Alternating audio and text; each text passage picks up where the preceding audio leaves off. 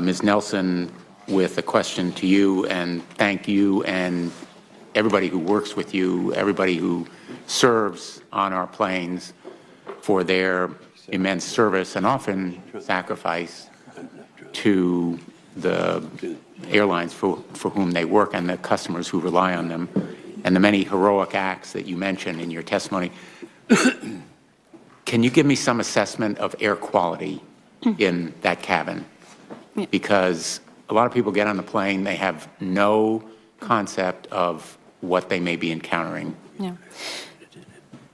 This has been an issue for our union for 3 decades. We work to get smoking off the planes. We work to decrease the spraying of pesticides so that people can have clean air.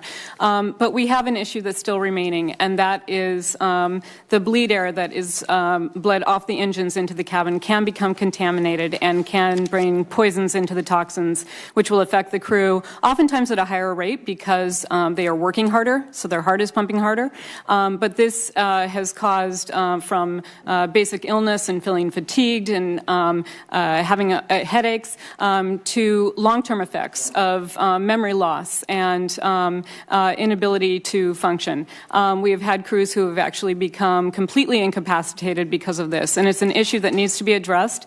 And we thank you for working on this. We need to identify when these things are happening so that we can have sensors on the plane and have a data collection so that we can scientifically look at the problem and address it in a way to make sure that everyone is safe. These problems affect people who ride the planes as customers as well as the airline attendants who work on them. Our workspace is your travel space, and we want it to be safe, healthy, and secure for all of us. And the only difference is that the airline attendants spend more time and are exercising more, so they're breathing more deeply, but it affects passengers as well.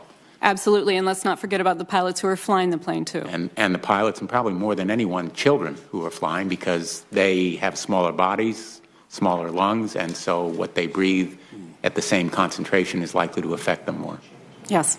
Let me